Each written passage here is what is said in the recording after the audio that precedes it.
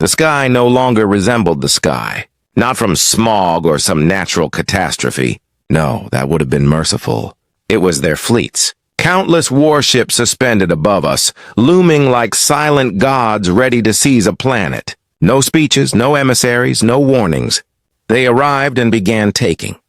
The opening strike hit New York, Tokyo, Rio, and Nairobi simultaneously. One moment you were scrolling through your feed. The next, the horizon erupted in fire and terrified voices. Their pods rained down like burning meteors, tearing into the earth. From the wreckage, killers emerged, half machine, half horror, swift, merciless, unfeeling. They didn't exterminate us. They collected us. And we pleaded. Oh, we pleaded. Our voices transmitted in every tongue, on every channel. We surrender. Please, end this.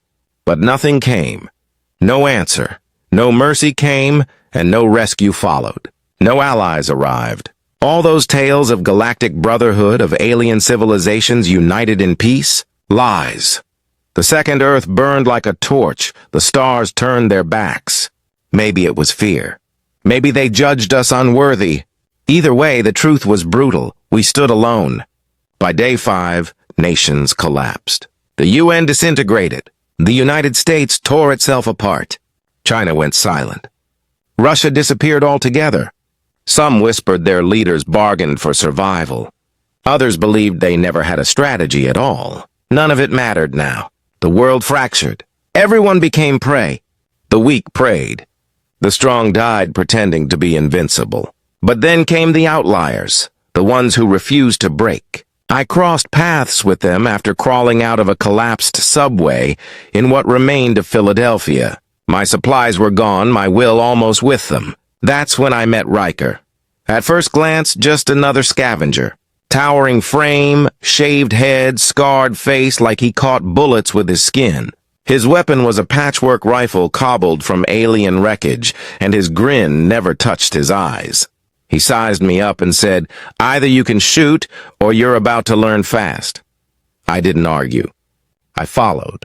Riker led me to an abandoned storage depot turned bunker. Inside were the last people I thought could still be breathing. Mercs, deserters, criminals, lunatics, and soldiers with more kills than sense. They weren't an army.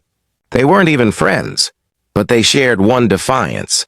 They wouldn't die quietly. They called themselves the Black Flame, and the name fit. They had burned in endless wars, and what survived the fire wasn't human in the way most understood. These were the remnants of mankind, the broken, the furious, the ones who knew peace was nothing more than the silence between battles. They didn't seek justice or treaties. They wanted payback. There was Antonova, ex-spec ops, Russian or close enough, wearing scavenged alien plating. She peeled open a dead commander and swore it still bled. Malik bragged about killing a dropship pilot with a broken pipe and a long grudge. Nobody argued. Riker handed me a plasma-bolted shotgun and looked me in the eye. "You here to survive or to make him bleed?" he asked. I hesitated. I was a mechanic before all this, wrenches, not weapons. I'd only held a gun 2 weeks earlier. But thinking of burned cities, my brother taken in the harvest, my mother crushed under falling wreckage, I balled my hands into fists and said, "I'm here to make them regret coming." That was my oath. Not heroism. Just a man emptied of everything except rage and a weapon. Governments collapsed. The weak fled. The galaxy looked away. We turned toward the fire. We weren't salvation. We were the last mistake those aliens would ever make. There was no mourning, no space for it. Adapt or be left in the ash. The survivors thought less about loss and more about what they could still demolish. In this new currency, violence, vengeance, and stubborn refusal to fall, we traded in blood. The Black Flame wasn't an army. It was a wolf pack wearing human skins. No salutes, no flags, just movement. Silent, furious, prepared. Riker taught me more in 2 days than my whole life had taught me. spot a scout drone before it sees you, splice alien circuits into old rifles, hold your breath until the CO2 trackers pass. He never yelled, never praised. He watched, waiting to see if I died or became useful. I learned quick. Our first run was a resource hit. A small pod had crashed into a ruined mall. Scavengers avoided it. Too hot. We didn't. Riker led. Antonova covered our rear. Malik strapped with jury-rigged charges and that permanent grin. 6 of us moved in. The mall was a carcass. Twisted beams, shattered glass, drooping ceiling tiles. The air smelled of rot and something metallic, like fungus fused with circuit boards. We stepped through the old food court over bodies slumped in scorched chairs. I don't know why I glanced down. Maybe I still wanted to feel something, but I didn't. Not anymore. We found the pod half buried in concrete, still warm, faintly pulsing. Riker signaled and the rest melted into the shadows. I was about to ask how long before a response team arrived when I noticed it. A harvest drone. Big, clumsy, armored like a beetle, built to tear flesh and pack it away. It lay still at first. Then its blue sensor slits flared. I froze. Riker didn't. 3 shots cracked out, not from a single gun, but from 3 directions at once. The drone spasmed, spun, and tore itself apart. Blue coolant sprayed like rain. Malik barked a laugh. Boom! Mother! Antonova kicked a limb aside and hauled the core from its cavity, heat still thrumming in her hands. We're good. That was the first time I saw them in motion. Wordless coordination. No speeches, no ranks, just predators moving with deadly, precise rhythm. For the first time since the invasion, something like purpose crept into me. We made it back to the bunker before the sun vanished. The sky sat heavy, stained with ash and alien fuel. I collapsed, lungs burning, checking tears in my gloves. Riker tossed me something. I grabbed it. An alien blade. Curved black metal, still faintly warm, as if it had a pulse. You earned it, he said. I only nodded. That night we burned broken furniture and fried circuit boards for a fire. Malik passed a foul flask around. Antonova honed her blade, the rasp like bone on stone. Riker cleaned his rifle with surgical care. Someone asked what I did before the sky fell. Mechanic? I said. Damn, Malik muttered. You really upgraded. They laughed. Not the polite practiced chuckle of the old world, but a raw thing that belonged to people who had met the worst and kept going. You miss it? Antonova asked later. I stared into the flames. I miss being someone else. Riker nodded like he already knew. You died when the sky changed, he said. The person you were isn't coming back, and that's fine. He wouldn't have survived. No one argued. It was true. The past was ash. The future a blank. Only now mattered. 2 days later, we launched our first real strike. Not scavenging, not hiding, attacking. There was a relay tower on the edge of what used to be Baltimore. Alien-built, thrumming with energy that could vaporize a man from 20 meters. It was part of their surveillance lattice, a node in the net that mapped resistance, tracked heat signatures, and swallowed comms.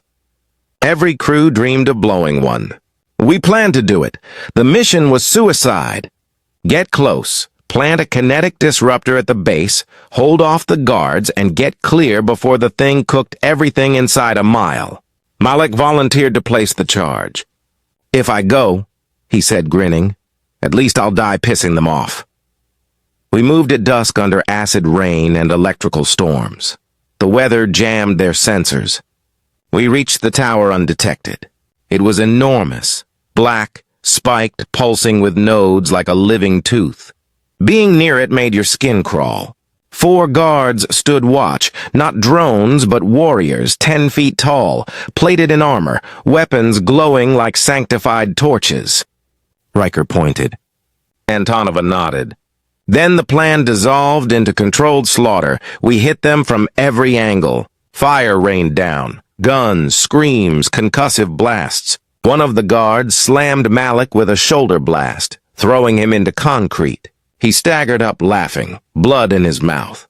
He dragged himself to the base, fumbled the disruptor free, hands trembling, and armed it. "Go," he coughed. "Tell them Earth says hello." We ran. The explosion ripped the night open like a second sun. A shock wave hurled me into a drainage ditch. My ears rang, ribs screamed. Smoke and flame swallowed the block. Alien circuits sparked and died. The tower vanished. Malik vanished too. I looked at the sky, and for the first time since the world burned, a smile cut my face. They knew we weren't hiding anymore. We'd hit back. By morning, the ruins still smoked. Malik's sacrifice had done more than wreck hardware. It sent a message. We weren't prey. We were chaos, an unpredictable threat that didn't fit any database. And the bastards above noticed. 3 hours later, our bunker took a hit. They didn't probe. No scouts, no warnings, just an orbital strike straight down. One moment I was checking feed lines, the next, the ground punched upward like a meteor impact. The parking garage we'd turned into a home was gone. Shredded concrete, twisted rebar, a smoking maw where our shelter had been, earth where the last semblance of sanctuary used to be. We were lucky.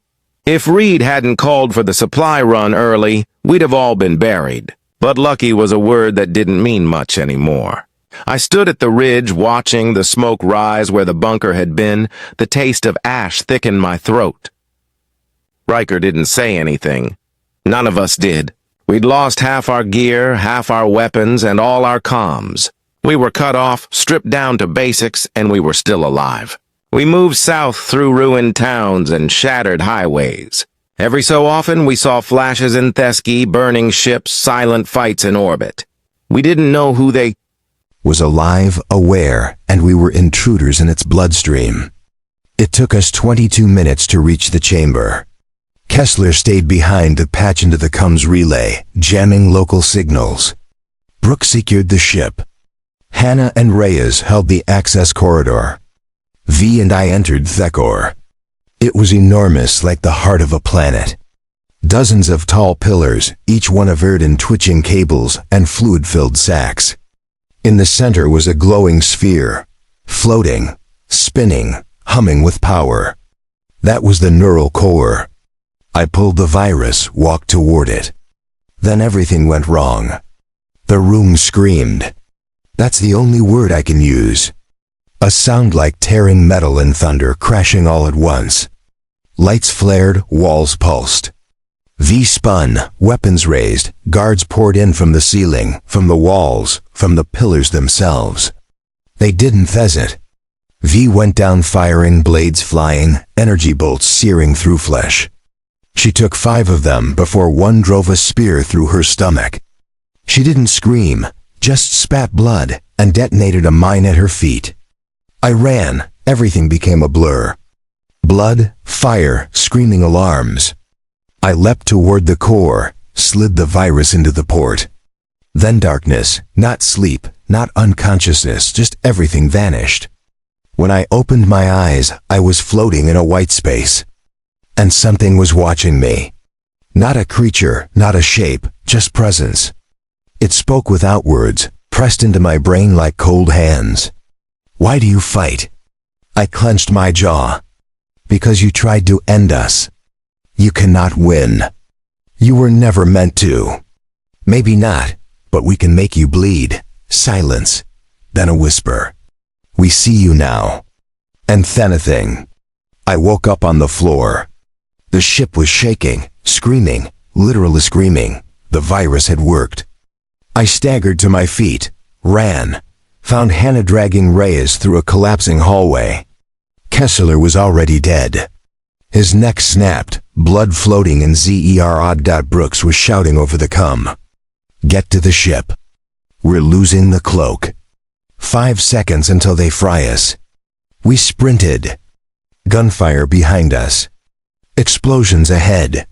The floor collapsed beneath Reyes, and he fell into the dark, still firing upward as he vanished. Hana pushed me into the hatch. Brooks launched the moment we were in. The Virexa behind us began to tear itself apart. Plasma fires erupting from its hull. Drones spinning in circles. Guards fighting each other. Their hive mind was broken. We didn't win the war. Not yet, but we'd burned their heart. And now they were going to feel what it was like to be human, to be angry, alone, and absolutely ruthless. The Virexa burned like a second sun in the sky. We itched from the upper atmosphere as it tore itself apart. Spires crumbling, energy veins rupturing, alien vessels drifting away without purpose. A few tried to flee, others collided mid-flight, spinning wildly into debris fields. The once perfect unity of the enemy was now pure chaos. I sat slumped in the co-pilot's chair, blood soaking my jacket, ribs cracked and head pounding. Hana was beside me, wrapping a pressure bandage around a gash in my thigh. Her hands didn't shake. They never did. Even when everyone else was screaming, she worked like she'd been born in the apocalypse. Brooks was focused, guiding Wraith back toward the planet's surface. Her voice was calm over the coms, but her eyes were tight. She knew what we all knew. Weren't safe yet. As Earth's curve grew large in the viewport, we saw the scale of the devastation. From space, the planet looked like it had been burned in patches. Cities were nothing but charred scars. The oceans shimmered with wreckage. Entire forests were gone. Storms churned violently over poisoned coasts. But there were lights, sporadic, small, human survivors, fires of resistance. And now they weren't just serving. They were watching the sky with hope. Because something up there had exploded. We had made them bleed. And the rest of the world had seen it. We touched down in the Colorado wastes, 20 kilometers from Spine Division. The Wraith's hull was cracked, her systems fried from the electromagnetic backlash of the virus's detonation. She wasn't going to fly again. We buried Reyes under the open sky, marked his grave with a piece of Virexa plating. V and Kessler had no bodies to recover, but we left stones for them, too. No speeches, no tears, just names etched into the steel. A promise that they'd be remembered, even if the stars turned cold. When we arrived back at Spine Division, Theplis erupted in movement. Word had traveled faster than we had. Resistance bands had picked up alien transmissions, confusion, failure, panic. For the first time in years, Earth had dealt them a wound they couldn't cauterize. And humanity was reeling. They came from every direction. Tattered survivors, ex-military units, hidden scientists, even kids with bolt rifles and scrap armor. They poured into the mountains like a tide. They didn't care who led. They only wanted one thing, a chance to strike. I stood before them that night, still broken, barely able to breathe without pain. They asked for a speech. I didn't give them one. I gave them the truth. We're not special. We weren't chosen. No gods came to help us. The stars didn't send reinforcements. We were meant to die quietly like the other planets did Boris. But we didn't. I looked at their faces, tired, scarred, angry, ready. We bled. We lost. And we adapted. We became ruthless, clever, merciless. We learned what the enemy fears. A pause. They don't fear strength. They didn't fear weapons. They fear us humans. I lifted my shotgun. Because we don't stop. The sound that erupted was unlike anything I'd heard before. A roar maddy of fury and pride, desperation and vengeance. It echoed off the mountains like thunder. War drums made from bone sand, broken helmets. We were done hiding. The alien response wasn't immediate. They didn't fave the coordination anymore. Their units were scattered, disconnected, malfunctioning. Some just shut down. Others turned on each other. But they weren't finished. Not yet. Their fleets still hovered. Their ground troops still stalked ruins. But now they weren't facing a few scattered cells. They were facing us all. What followed was a different kind of war. We called it the Ash Months, a span of chaos where the entire planet became a battlefield. Guerrilla strikes erupted in every region. Rogue human bands struck convoys with explosives strapped to motorcycles. Underground tech labs turned air conditioners into signal disruptors. Entire cities rigged their ruins with traps. The flame had spread. I moved between zones, sometimes with Hana, sometimes alone, training new groups, delivering supplies, helping them hit harder, think smarter. We weren't fighting to win anymore. We were fighting to make them suffer. They adapted, of course, tried to reorganize, introduced new species, creatures built more like humans, capable of limited autonomy. They still failed. Why? Because we were mad now. Mad in a way they couldn't process. We didn't value life the same way they did. We didn't protect cities. We booby-trapped them. We didn't retreat. We collapsed buildings on ourselves to take them with us. We didn't fight fair. We fought like ghosts, demons, a species that had already lost everything and so had nothing left to fear. There was one moment that stayed with me. A refugee boy, 12 maybe, came up to me outside what used to be a church in Mississippi. He wore a helmet too big for his head and carried a rifle he could barely lift. His face was sunburnt and his shoes didn't match. "You really broke their sky hip?" he asked. I nodded. He looked up at the clouds. "My dad said humans were weak." He whispered. "That we'd lose, that Wes'll give up." I crouched beside him. "What do you think?" He smiled shy but fierce. "I think they made a mistake coming here." I gave him a piece of scrap metal from the Wraith. Told him to carry it always. He did. Last I heard, He became a scout leader on the Western Front. That's how we grew. Not through orders or structure, through stories, through fire, through fear. Because by then the aliens had a word for us. Anim they transmitted in corrupted frequencies. Sutari. It meant the unrelenting, the broken flame. They'd come expecting slaves. They'd found monsters. And now they were burning in their own war. One day, a strange signal pulsed through Thukon's grid. Clear, precise, not alien. Earth resistance. This is Relay Station Theta from Orion Expansion Protocol. We received your distress call. Pause. Reinforcements are en route. Estimated arrival 7 months. We stared at it. The stars had finally answered. Late. Too late. I laughed. Not from joy, from realization that we didn't need them anymore. We were already winning our own war. We were already the monsters the galaxy feared. And when those ships arrived, they weren't coming to save us. They were coming to witness what Earth had become, what desperation had created, what survival had forged. We weren't part of their alliance. We weren't part of their peace. We were a reminder that when the galaxy looked away, Earth didn't die. I'd evolved. They said reinforcements were coming. 7 months out, traveling across dark space with promises of support, medical units, and clean banners waving from polished ships. It sounded noble, civilized, hopeful. But Earth wasn't those things anymore. Not after everything we'd done, not after what would bum. We didn't cheer when we heard the message. There was no celebration, no teary joy or speeches over radios, just silence. Calculated silence. People exchanged glances. Some looked at the sky. Others kept cleaning their rifles because deep down we all knew the truth.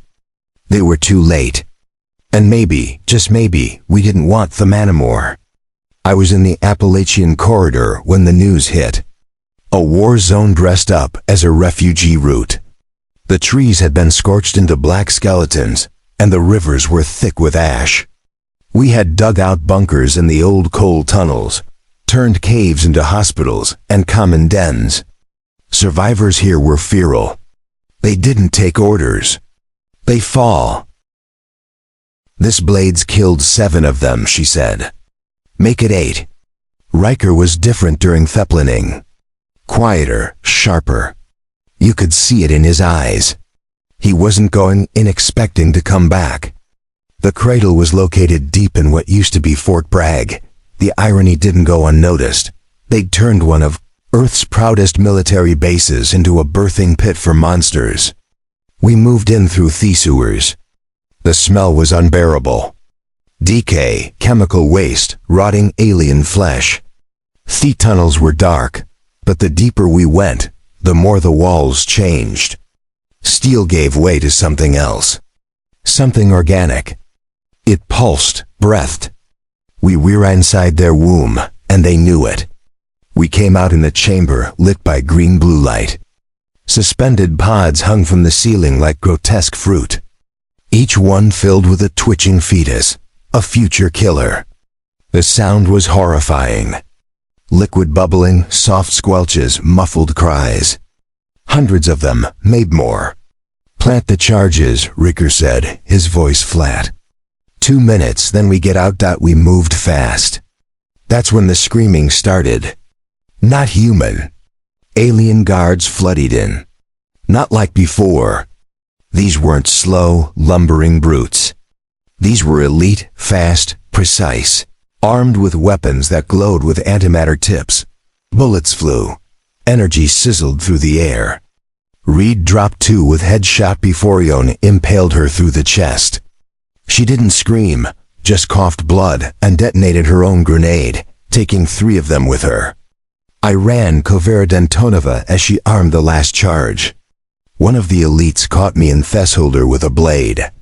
I didn't feel it, didn't care, just kept firing until Mirafel overheated and melted in my hands. Riker grabbed me. Go. I looked back at Antonova. She smiled just once, then pressed the trigger. The explosions walled everything. I woke up in the woods. My shoulder was torn open, my ears ringing, and my leg broken. But I was alive. Riker wasn't. Antonova wasn't. Reed wasn't. The cradle gone, vaporized. I limped for miles, half-conscious, until I found a resistance outpost in a burned-out train station. They took me in, patched me up.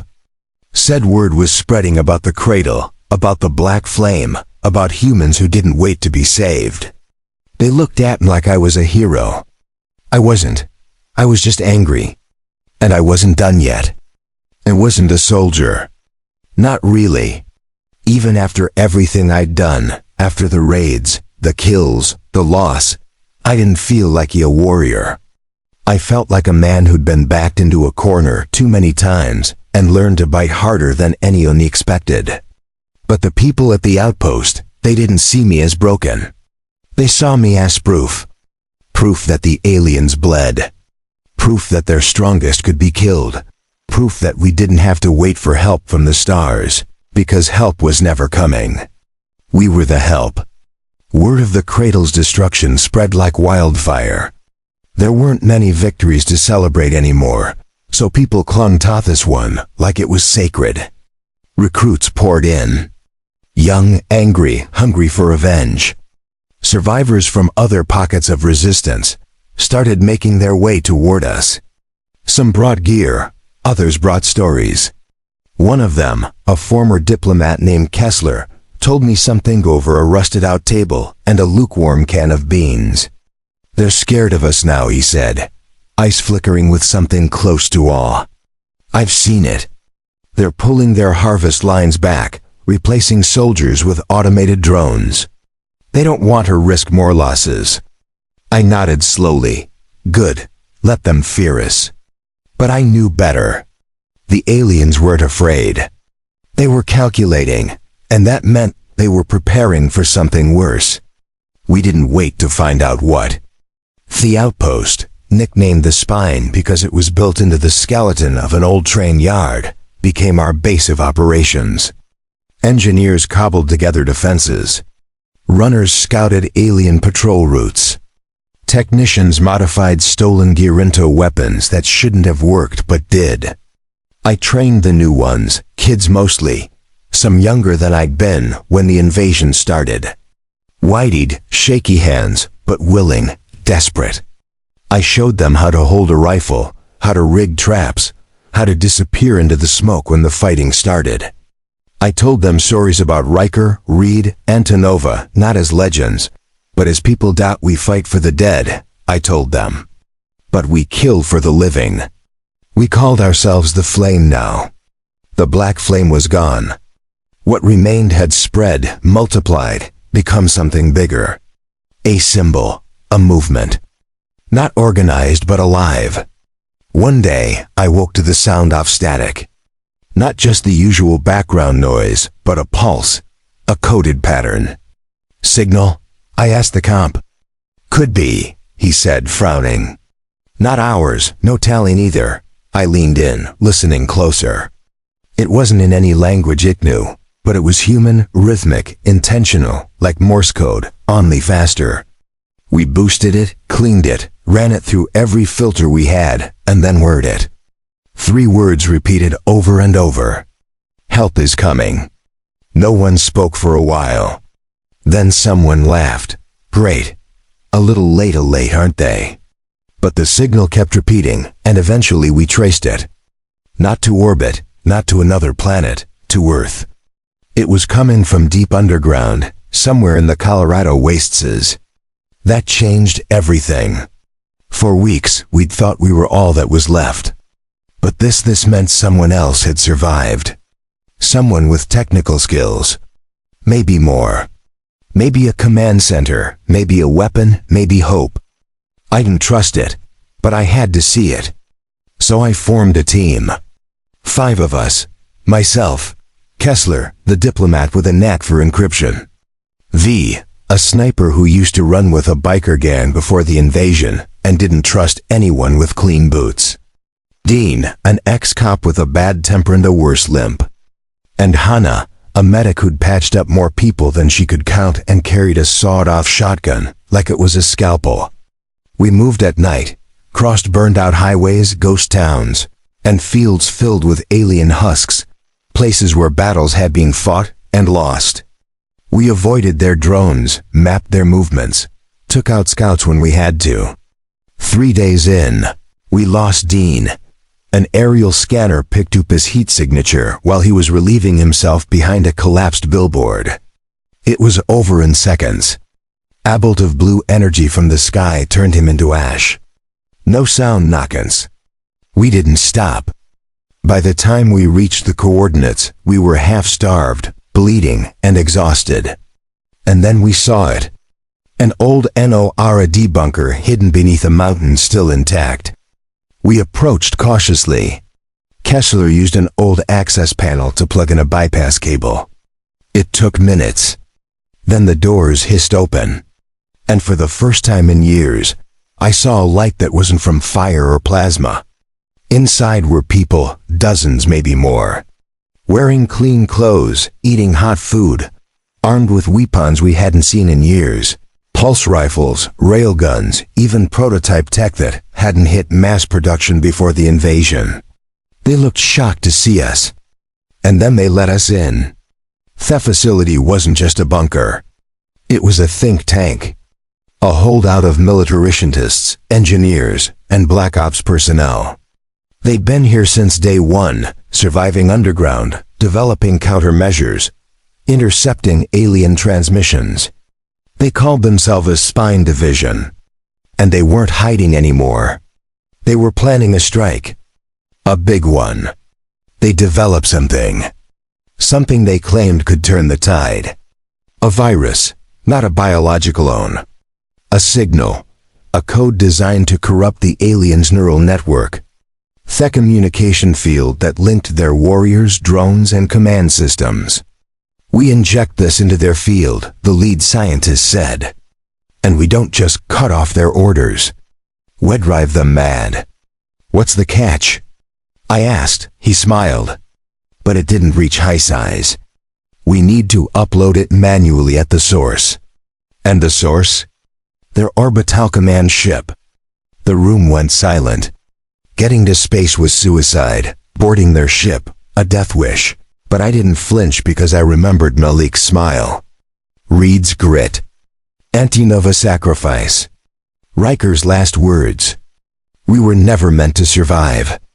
We were meant to make them regret coming. I looked at the scientist. You get us up there, I said. We'll handle the rest. The hangar of the NORAD facility didn't look like anything I remembered from the old military bases. It looked wrong, twisted. Half of it was Earth aid, lined with concrete and old steel beams. The other half, alien tech, black, breathing, humming softly like it was alive. They'd been salvaging from downed enemy craft for years, slowly learning how to rewire the monster's machinery. Now they were planning to use it against them. The ship's called Virexa, the head engineer said, pointing to a floating schematic displayed on a cracked hollow screen. It's their flagship in orbit, part command center, part neural hub. Everything they do down here is coordinated through that thing. And you want us to break into it? I asked. He didn't blink. Not break in, upload this. He handed me a small silver device no bigger than my thumb. It looked unassuming, but it held a virus code specifically engineered to corrupt Thelian hive mind. Not just disable it, but unravel it. Disrupt the very thing that made them coordinated, intelligent, and efficient. Turn them into what was to be, disorganized animals in the chaos of war. You put this into their neural core, and their entire communications web collapses. Ships go dark. Squads lose purpose. Drones wander without orders. We level the playing field. I stared at the device. It didn't feel like a weapon. It felt like a promise. The problem was getting up there. The aliens had total orbital control. All Earth's satellites were gone. And no working spacecraft had made off the surface in years. But the Spine Division had a secret, one they'd been working on since the first month of the invasion. A ship, one of theirs, crippled during a crash in the Nevada desert and buried in secrecy ever since. The division had spent the last 3 years repairing it, learning to communicate with its systems, replac. Wore robes that shimmered like rain. They spoke with perfect posture and smiles made for diplomacy. I arrived in my patchwork armor, still scarred, still limping, still wearing a knife made from the bone of a dead invader. They ushered me into a chamber filled with hundreds of species, some with feathers, others with scales, some with no eyes, speaking through color and scent, all united under the Accord's ancient doctrine of peace. As I took my seat, the murmurs began. Is that him? One of the Earth commanders. They say he destroyed the Hive ship himself. I let them talk. When it was my turn to speak, I stood and said only one thing. You let us die. Silence. Not a single delegate responded. Because they knew. I scanned the room and continued. Your triations mean nothing. Your apologies mean even less. We're not here because of your kindness.